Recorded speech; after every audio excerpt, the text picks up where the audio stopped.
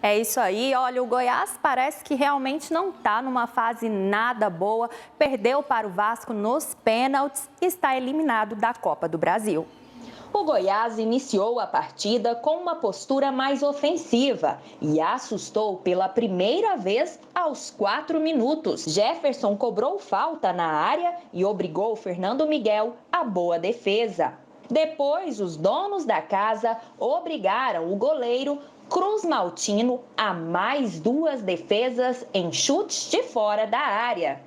Com o domínio do confronto, o Vasco chegou ao gol em um lance inusitado. Henrique tentou o cruzamento, a bola desviou em Queco e foi para o gol. A bola ainda bateu na trave e no goleiro Tadeu antes de ir para a rede. Os donos da casa chegaram ao empate aos 43 minutos. Após cobrança de escanteio, a bola bateu em Thales Magno e ficou com Rafael Vaz, que mandou para a rede.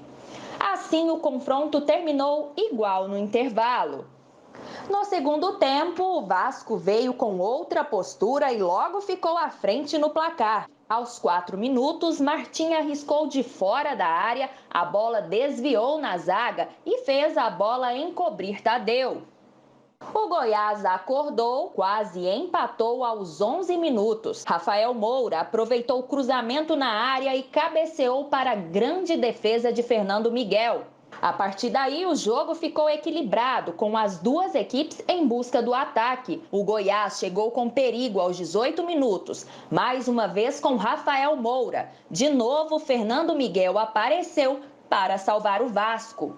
Só que os cariocas responderam com Vinícius, que viu Tadeu impedir o terceiro.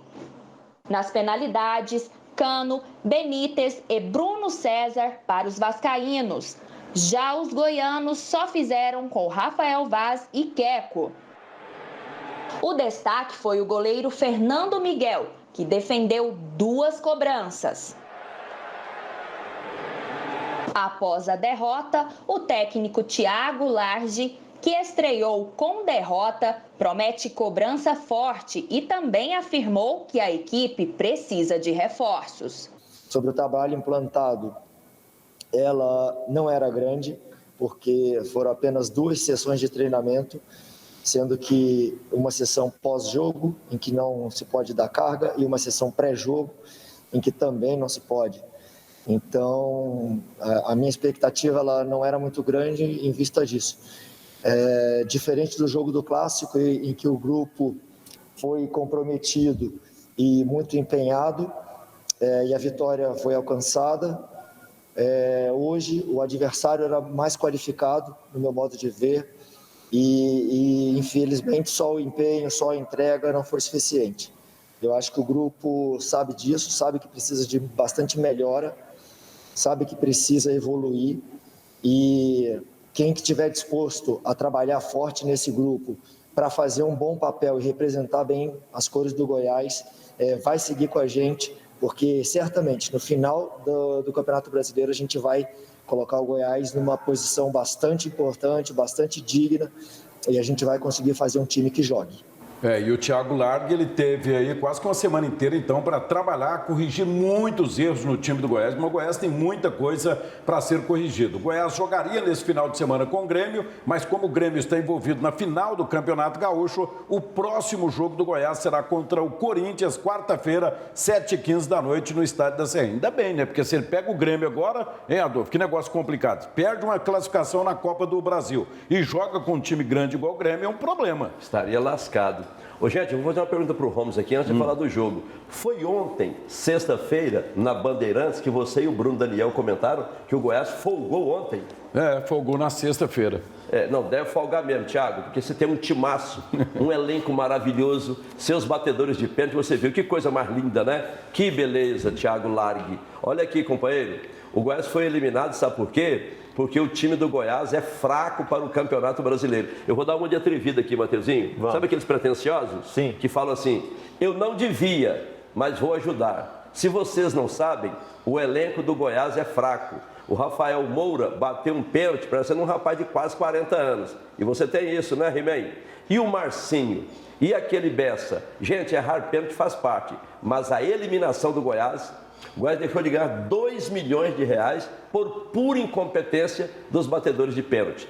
Ainda folga numa sexta. É lamentável. E agora o próximo jogo é contra o time do Corinthians, é pedreira, é dureza também para o time do Goiás, mas o lamentável mesmo é sair da Copa do Brasil, de novo jogando na Serrinha, né, Matheus? De novo jogando muito mal, né? Se a gente for analisar o elenco do Goiás, ele consegue jogar muito mais do que jogou durante a partida contra o Vasco.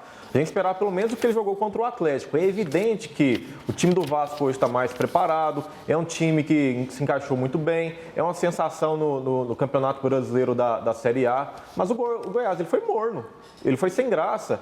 E em cima dos pênaltis que o Adolfo falou, para mim, ou o elenco do Goiás não treinou pênaltis, ou treinou pouco. Porque a forma como foi batido, o Rafael Moura bateu pênalti como você bate em futsal. Você dá um chute lá no meio do gol e vê o que vira. E foi assim que ele bateu.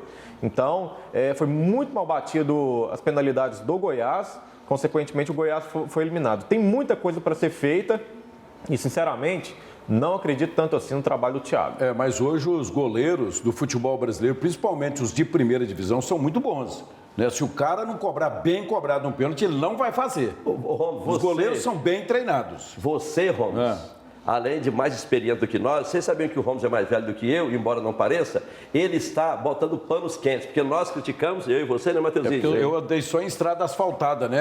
E eu peguei muito aqui as estradas de chão, Planura Verde, Cerradão, ali perto de São Luís de Montes Velhos, Giriza, Pirraça. Ixi, aqui tem uma bacada. Mas o que aconteceu? Presta atenção, o Holmes está botando panos quentes e é um papel interessante, e ele tem razão. Os goleiros se prepararam mais, mas os batedores do Goiás, eles, como diz aquele rapaz, Holmes, aquele mestre, eles brincaram de jogar futebol. Mas porque o goleiro, ele sabe que vai ter uma decisão de pênalti, então ele pratica. Mas e os batedores? Assim, o goleiro, ele estuda quem é que vai bater, ele fala, pô, esse Adolfo aí, ele bate um pênalti num dia no canto direito, o outro no canto esquerdo. Sim, então o cara sabe disso. Sim, mas e os batedores? Eles tinham que estudar os goleiros. Esse goleiro aqui, ele vai muito aqui, não sei o quê, eu vou tirar dele. Eu vejo com dificuldade, até mesmo elogiar o Tadeu. O Tadeu foi muito mal. O primeiro gol foi um frango dele, né? Ele saiu assim torto, né? Desesperado atrás de uma bola que bateu na trave e voltou nele. Exatamente. Né? E em cima da cobrança de pênalti, ele deu canto pro Bruno César bater. Foi o pênalti mais bizarro que eu já vi na minha vida. Mas ele pegou um pênalti bom, né, Matheus? Mas ele deu canto. O Goiás estava atrás do resultado. Então, o cara dá o canto para um atacante bater como é o Bruno César, é pedir para tomar gol.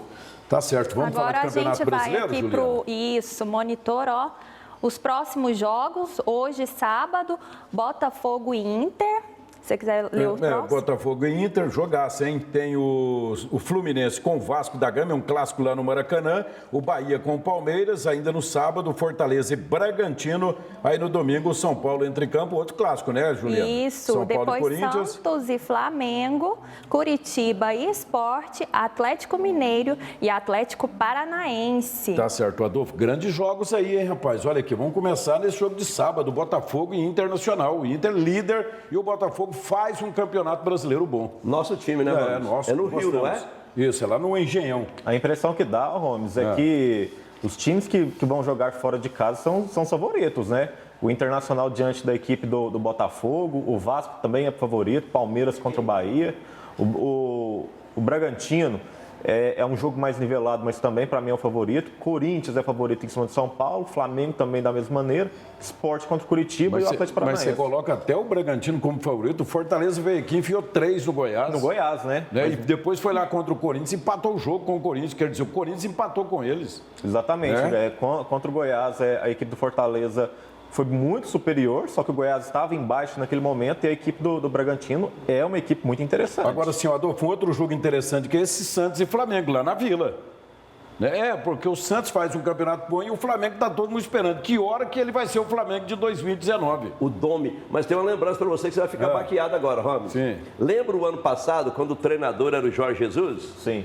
O Flamengo foi lá na Vila e perdeu para o Santos, lembra? Foi. O Sampaoli, aquele baixinho, ele ganhou do Flamengo com o Santos, lá na Vila Belmiro, e ganhou outro dia com o Atlético Mineiro no Maracanã, não foi? Exatamente. Ele foi lá e ganhou na estreia Agora, do campeonato. tem a classificação e os times aqui do nosso estado não estão nada bem, né? Goiás, 16ª colocação, Atlético na 17ª. Só para confirmar aqui, os times de faixa de Libertadores. O Internacional 12, Vasco 10, São Paulo 10, Atlético Mineiro 9, aí o Palmeiras e também o Santos em pré-Libertadores. O Atlético está na zona de rebaixamento, por isso a necessidade de vencer o time do Ceará, que é o penúltimo colocado, né? Não dá para o Atlético empatar o jogo, aí perder a gente nem se fala, né? Para o time do Ceará. Eu vou citar um exemplo aqui, que a Juliana vai entender, você vai entender, o Mateuzinho parece que não pode entender e você de casa vai entender.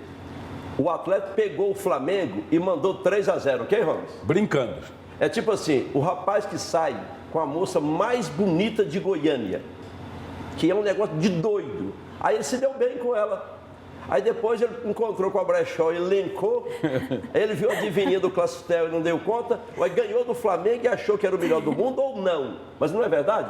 Deu de 3-0 no Mengão e depois tropeçou em todo mundo. E a gente pensava que a vida do Atlético seria melhor. Olha que nessa tabela aqui está marcando Goiás e Grêmio, seria nesse final de semana. Mas a CBF nem remarcou esse jogo ainda. Então não vai ter o próximo jogo do Goiás, é contra o Corinthians. E o Atlético com o Ceará Olímpico, 18 horas neste final de semana. Hein, Matheus? Aí o Atlético está assim, ele vem de derrota de 3 para o Inter, 2 para o Goiás, 1-0 para a equipe do São José na Copa do Brasil. Daqui a pouco a gente vai falar desse jogo. E a equipe do Ceará, para mim, ela é favorita.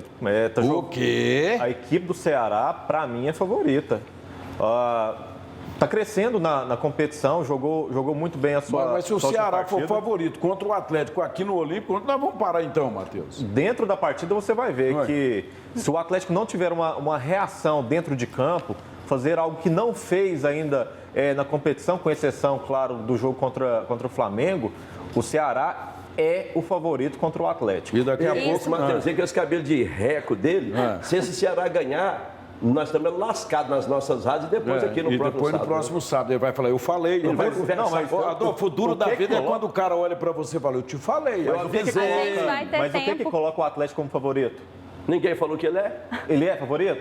Alguém falou? Para mim, o Atlético é. Mas o Ceará não é.